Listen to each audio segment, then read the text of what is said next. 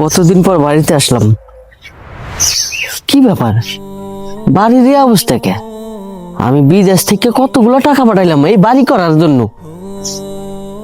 আর বাড়ির এই অবস্থা। ভাই ভাই, কি ব্যাপার? বাড়িতে কোনো লোকজন নাই, সবাই গেল কই? ভাই তুই কেমন আছো? হঠাৎ করে আই বললি, কিছু জানাইলিও না। ভাই তুই ভালো আছোস? ভালো কি তোমরা আমার রাখছো? তোমরা যে এই বাড়ি করার জন্য আমার কাছ থেকে লক্ষ লক্ষ টাকা নিছো, সেই বাড়ি কই? টাকা পাঠাইছো? কার কাছে টাকা পাঠাইছো? ও, তোমরা কোনো কিছুই বুঝতে পারতেছো না না?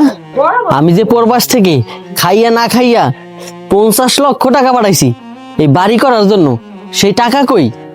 ভাই এটা তুই কি বল? 50 লক্ষ টাকা পাঠাইছিস মানে? আমরা তো কোনো টাকা পয়সা পাই নাই।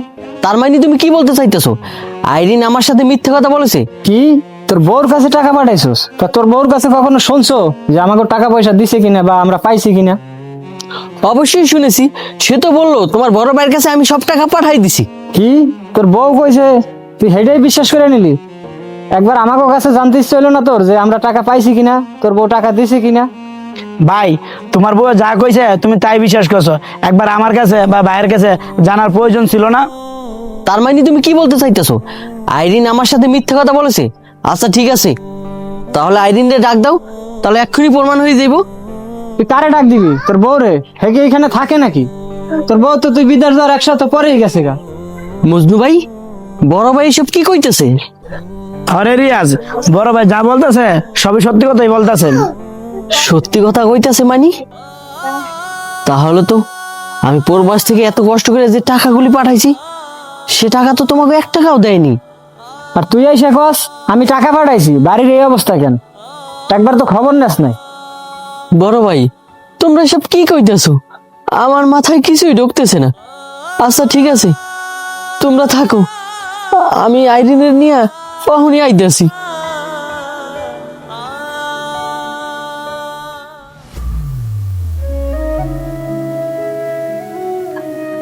আরে আব্বা, আপনি কই যাইতেছেন?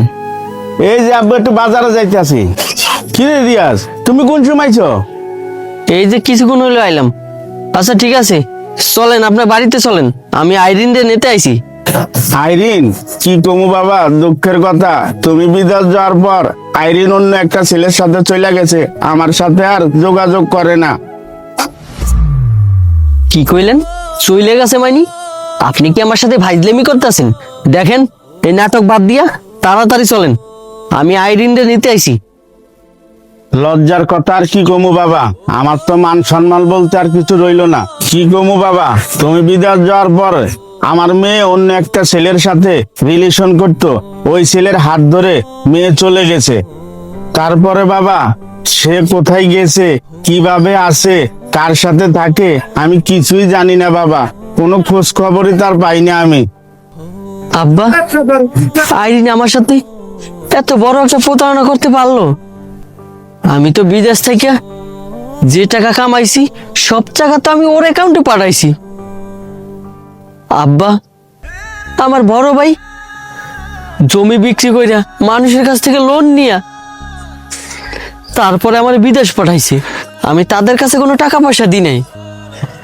আমি আইরিনের অ্যাকাউন্টে টাকা দিছি, আর আইরিন আমারে বলল সে নাকি সব টাকা আমার ভাইয়ের কাছে দিছে, ভাই নাকি বিশাল বড় গড় উঠাইছে। আর আমি দেশে এসে দেখলাম আমার সেই আগের গাড়ি পড়ে রয়েছে, আমার 2 ভাই সেই আগের মতনই মানুষের দ্বারে দ্বারে কাজ করতেছে। তারা নাকি কাজ করে সেই ঋণ অনেক কষ্ট করে পরিশোধ করছে, আর এদিকে আইরিন আমার সব টাকা নিয়ে চলে গেছে। আব্বা, আপনি জানেন আমি এমন হতভাগা সন্তান, বউয়ের কথা বিশ্বাস করে আমি আমার বড় ভাইদের কোনো খোঁজ খবর নি নাই, তাদের সাথে কোনো যোগাযোগ করি নাই, তাদের অ্যাকাউন্টে কোনো টাকা পয়সা দিই নাই। আব্বা, আপনি জানেন প্রবাসে আমি অনেক কষ্ট করছি, আর সেই টাকা আমি বউয়ের অ্যাকাউন্টে পাঠাইছি। আমার বন্ধু বান্ধবটা অনেক কইছে, কিরে তুই এত কষ্ট করে ইনকাম করস আর সেই টাকা তোর বউয়ের অ্যাকাউন্টে পাঠাস, তোর বউ তো তোর সাথে 2 নাম্বারই করবো। কিন্তু আমি তাদের কথা বিশ্বাস করিনি। আমি কইছি স্বামী স্ত্রীর ভিতরে যদি বিশ্বাসটাই না থাকে তাহলে তো ভালোবাসাই থাকবে না। এখন বুঝতেছি আমি অনেক বড় ভুল করছি। আমি যদি তখন তাদের কথা শুনতাম তাহলে তো হয়তো আইস এই দিনটা আমার দেখতে হইতো না।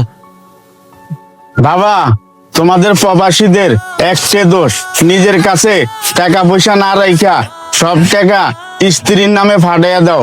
আজকে তোমাদের এই কারণে এত কষ্ট ভুগতে হয়। কেন তোমরা তোমাদের অ্যাকাউন্টে টাকাটা রাখলে কি সমস্যা হয়? বাড়িতে যেই টাকাটা খরচ হয় মাসে, ওই টাকাটা ফাটাইলে তো চলে। তাহলে আজকে এই দিনটা আর তোমার দেখতে হইতো না।